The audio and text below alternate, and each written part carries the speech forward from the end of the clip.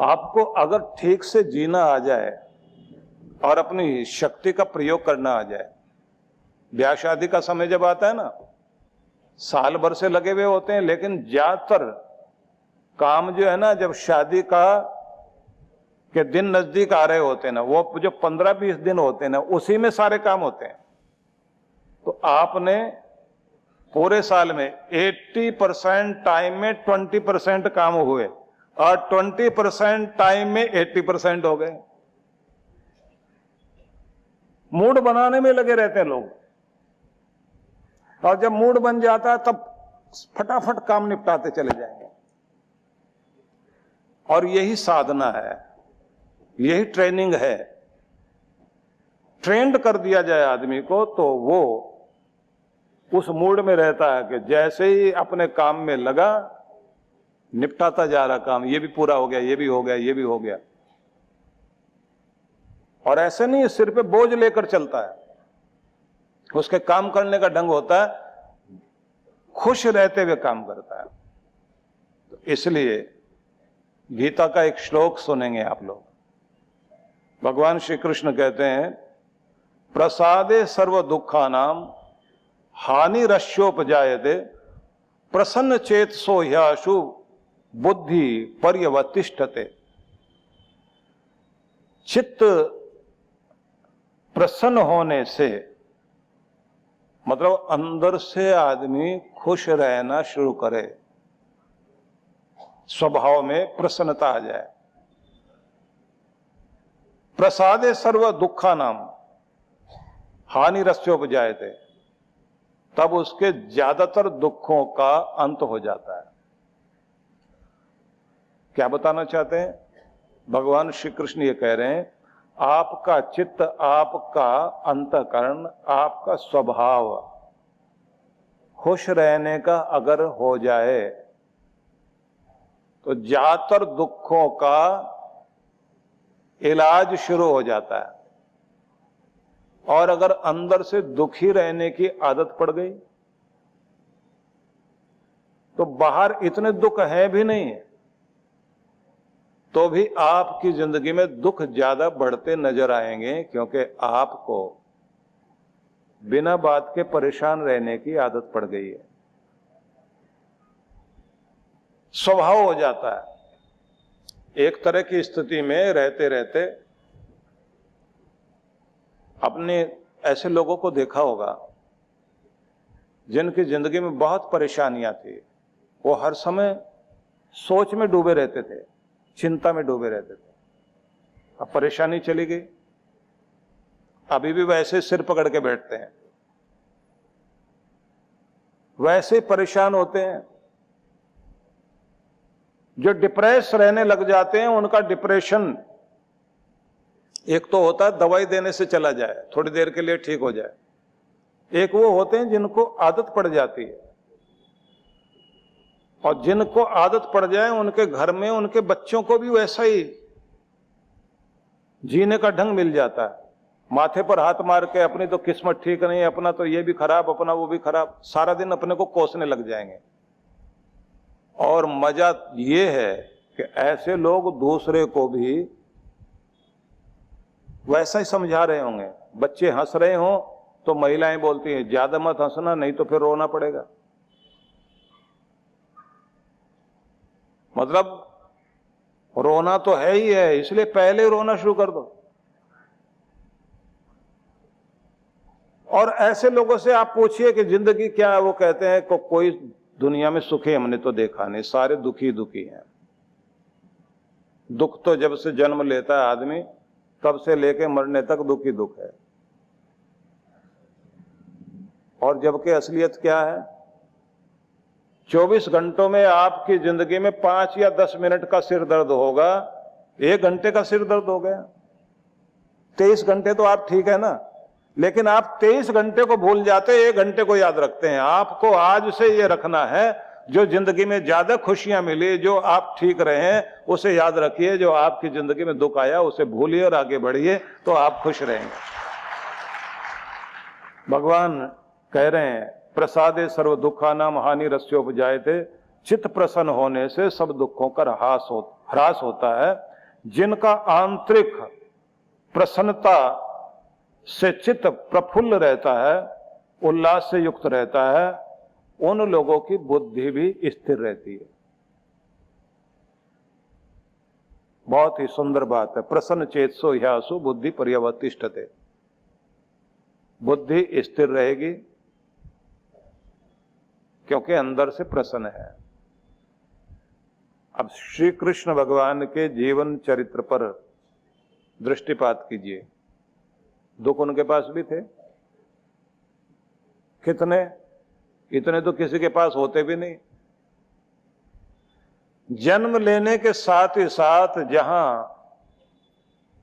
अभी जन्मेंगे उससे पहले मारने वाले तैयार बैठे हुए हैं। बचपन से लेकर बड़े होने तक मृत्यु मृत्यु मृत्यु मृत्यु हर कोई मारना चाहता है, हर कोई मारना चाहता है। इतना दुख होने के बाद कोई नाच गा सकता है, हंस सकता है, मुस्कुरा सकता है, गा सकता है, प्रफुल्लित रह सकता है।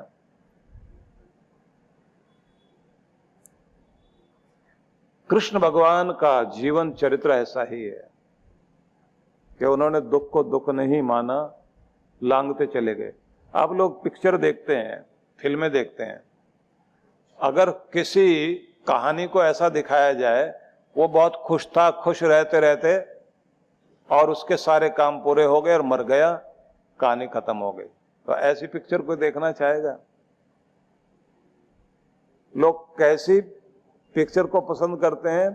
जिस पिक्चर में बहुत बहुत कठिनाइयों में उसका जो नायक है, उसका जो हीरो है, वो सुलझाते हुए, समस्याओं को जीतते हुए, सबको हराते हुए और आखिर में विजयी होकर खुशहाली भरा जीवन जिए। तो ऐसे व्यक्ति का चरित्र देखकर आप तालियां बजाते हैं और खुशी मनाते हैं कि हाँ, ऐसा होना चाहिए। लेकिन खुद ये कहते हैं कि हमारे लिए तो जिंदगी सीधी सीधी होनी चाहिए। आपने कोई ईसीजी कराए, उसका ग्राफ देखा होगा, या जहां पर हॉस्पिटल में वे लोग जो आईसीयू में होते हैं, उनके पीछे, बेड के पीछे एक स्क्रीन लगी हुई होती है। उनके हार्ट से भी तार जुड़े हुए हैं, ब्रेन से जुड़े हुए हैं। तो आपने देखा होगा कि स्क्रीन के ऊपर उनके हार्ट बीटिंग से लेकर शरीर का ग्राफ लहरों के रूप में बन रहा होता है। तो कैसी लहर बनी होती है?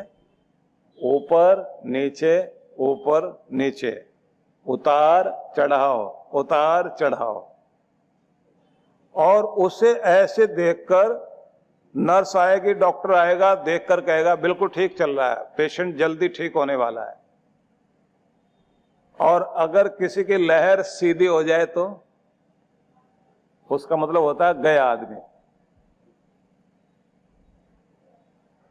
अगर सीधी होने की स्थिति में चल रही हो ना, थोड़ा थोड़ा ऊपर आकर सीधी ऐसे जा रही हो, फिर ऊपर आकर के फिर सीधी हो रही हो, नर्स फटाफट आवाज देगी, डॉक्टर से कहेगी डॉक्टर भाग कर आओ। डॉक्टर दौड़ता हुआ आएगा और आकर चेक करेगा, क्योंकि जिंदगी किस में है? ऊपर नीचे, ऊपर नीचे, लहर के रूप में, वेव के रूप में जो आपकी जिंदगी चल रही है, इसी का नाम जीवन है। और अगर सीधा कहोगे, इसका नाम जीवन नहीं है। समुद्र में लहरें उठती ना, ऐसे ऐसे आप देखते हैं ना, ऐसे आपके अंदर भी लहर ऐसे ही चल रही है। पहाड़ को देखते हैं ना आप, पहाड़ की एक चोटी ऊंची, फिर नीची, ऊंची नीची, ऊंची नीची, बस यही जीवन है, एक जैसा नहीं रहता। जिन नदियों को आप देखते हैं ना कि पहाड़ों में से जो नदियां निकलती हैं, उनको आपने देखा होगा कि जब वो ऊपर से नीचे पानी गिर रहा होता है, उस समय एक आनंद देखने लायक होता है। जितनी चट्टानों से टकराकर नदी नीचे गिरती हुई बहती है, वहां का दृश्य बहुत अच्छा होता है, लोग देखने के लिए वहीं खड़े होते हैं। और जहां नदी बिल्कुल सहज आराम से बह रही है, वहां उतना आकर्षण नहीं दिखाई देता। जिंदगी का आकर्षण भी ऐसा ही है, जो संघर्षों के बीच टकराता हुआ और मस्ती के साथ खेलता हुआ जीत रहा है, बस समझ लेना वो तो जवानी दिखाई दे रही है। और जो मुंह लटकाकर परेशानियों में और कहता है बस सीधी सरल जिंदगी रह जाए, जिंदगी सरल नहीं है भाई। जीवन में तो उतार चढ़ाव रहेंगे, लेकिन इन उतार चढ़ाव के बीच बस एक ही बात समझ लीजिए कि आपको अपनी मस्ती, अपने आनंद को छोड़ना नहीं। और ये तब संभव है जब आपके अंदर प्रसन्नता का गुण आ जाए।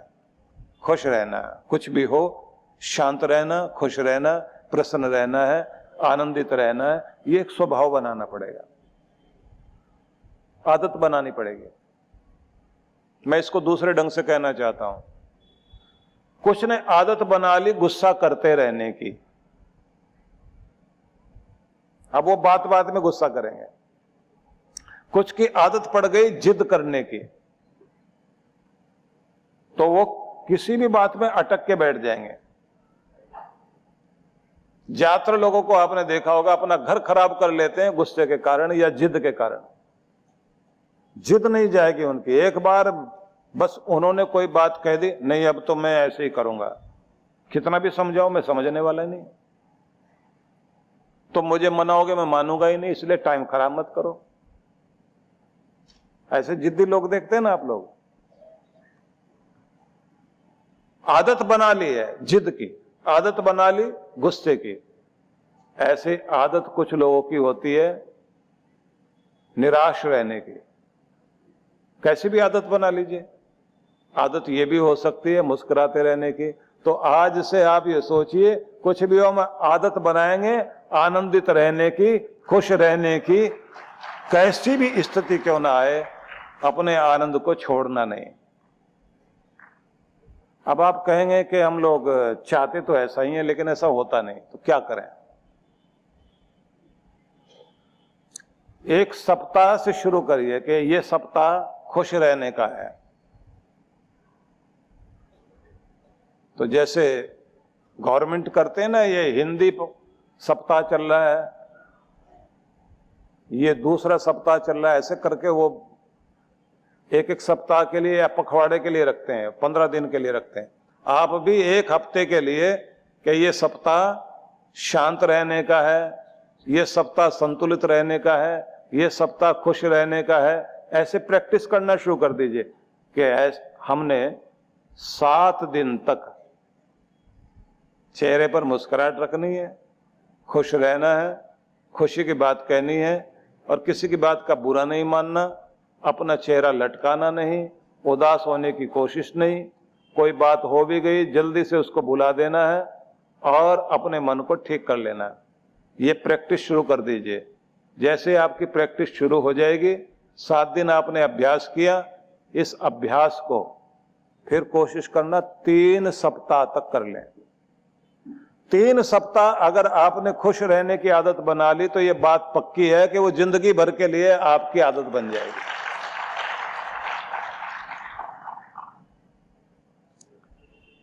देखिए, जीवन भर एक बात चलती है, जिन लोगों के जीवन में विकास चल रहा है वो कुछ ना कुछ सीखते रहते हैं, नया कुछ ना कुछ करते रहते हैं, एक्सपेरिमेंट करते रहते हैं। तो थोड़ा एक्सपेरिमेंट करके देख लीजिए ना कि 21 दिन के लिए खुश रहना है हमने और विनोदी स्वभाव बनाना है, मजाक करते रहने की आदत है।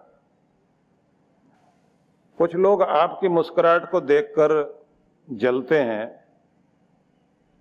तो ऐसे लोगों को मन में एक बात सोच लेना कि ये बेचारे मुझे देख के जलते हैं, तो इनको थोड़ा और जलाया जाए, ज्यादा खुश रहा जाए। यही उनकी सजा है कि वो आपको देखकर जलते और दुखी होते हैं, तो उनको देखकर आप जलना शुरू मत करिए, बल्कि थोड़ा और खुश होकर के और जला दीजिए, अच्छा है। परम पूज्य सद्गुरुदेव श्री सुधांशु जी महाराज के पावन सानिध्य में 4 दिवसीय विराट भक्ति सत्संग कार्यक्रम की रूपरेखा दिनांक 26 से 29 दिसंबर 2024 सायं 4:30 से 7:30 बजे। विशेष गुरु मंत्र दीक्षा 29 दिसंबर प्रातः 11 बजे। स्थान ललित कला तोरणम पब्लिक गार्डन नामपल्ली हैदराबाद। आयोजक विश्व जागृति मिशन हैदराबाद मंडल। संपर्क सूत्र 9912183585 9849128305 9030025800 9849017376। वृद्धजनों एवं जरूरतमंद भक्तों के लिए सत्संग स्थल पर व्हीलचेयर उपलब्ध हैं। आप सपरिवार सादर आमंत्रित हैं। परम पूज्य सद्गुरुदेव श्री सुधांशु जी महाराज एवं डॉक्टर अर्चिका दीदी जी के पावन सानिध्य में नव वर्ष का शुभारंभ नव प्रभात 2025 कार्यक्रम की रूपरेखा दिनांक 1 जनवरी 2025 नव प्रभात यज्ञ प्रातः 9 बजे।